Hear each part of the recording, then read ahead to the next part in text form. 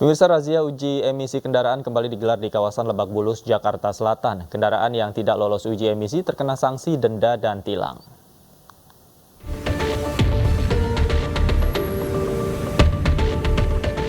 Pemprov DKI Jakarta kembali melakukan razia uji emisi setelah sempat dilakukan pada September lalu. Ada beberapa titik lokasi dilaksanakannya razia uji emisi, salah satunya di kawasan Lebak Bulus, Jakarta Selatan.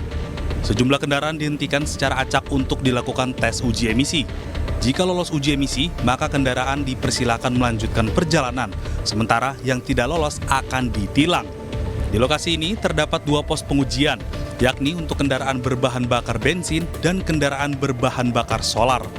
Razia dikenakan untuk kendaraan roda 2, roda 4, atau lebih, hingga kendaraan yang usianya lebih dari 3 tahun.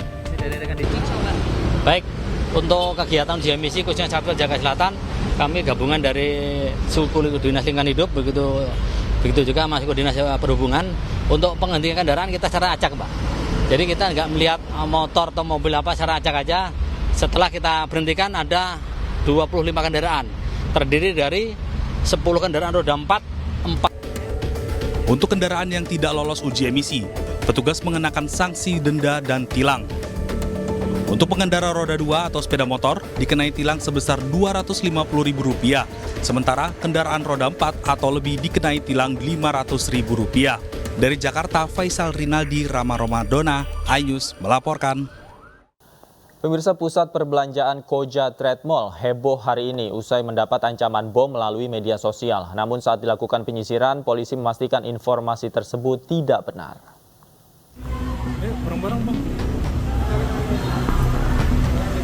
Polsek Koja melakukan pengamanan di bangunan Pusat Perbelanjaan Koja Trade Mall usai mall tersebut mendapatkan ancaman teror bom pada hari ini. Ancaman tersebut diterima manajemen dari follower yang mengirimkan pesan di media sosial Instagram. Polisi pun menutup mall sementara dan melakukan penyisiran untuk memastikan keberadaan ancaman bom seperti yang disebarkan.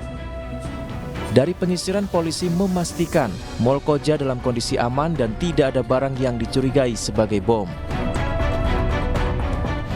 Dari hasil penyisiran awal kita, tidak ada benda atau barang yang dicurigai sebagai bom. Terus saya langsung melakukan gerakan cepat, takutnya pelaku kabur atau menjauh dari kita. Dari hasil penyelidikan, polisi menangkap 6 pelaku yang terlibat dalam penyebaran informasi hoaks tersebut. Keenamnya berstatus sebagai pelajar. Tim Liputan iNews melaporkan. Menparekraf Sandiaga Salahuddin Uno menghadiri acara ASEAN Creative and Digital Economy Youth Summit 2023 di Taman Mini Indonesia Indah, Jakarta Timur. Ajang ini menjadi momentum bagi generasi muda untuk mengembangkan peluang dan potensi ekonomi digital.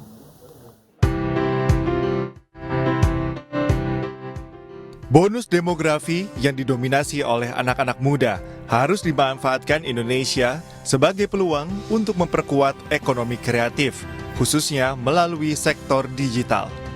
Kekuatan sektor ekonomi digital terus merangkak naik setiap tahunnya, yang diproyeksikan akan tembus mencapai $130 miliar Amerika Serikat pada 2025 mendatang.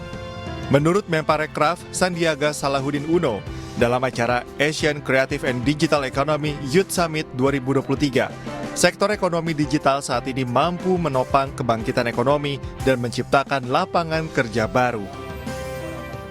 Jadi ekonomi digital dan ekonomi kreatif kita bertumbuh, itu perlu ditopang oleh peran anak-anak muda yang memberikan satu inovasi untuk memastikan terciptanya peluang ekonomi dan lapangan kerja yang luas. Sandiaga berharap melalui event ini, anak-anak muda mampu mengambil peran strategis melalui ide dan inovasinya untuk terus memberdayakan ekonomi digital di Indonesia. Dari Jakarta, Damar Wicaksono, iNews melaporkan.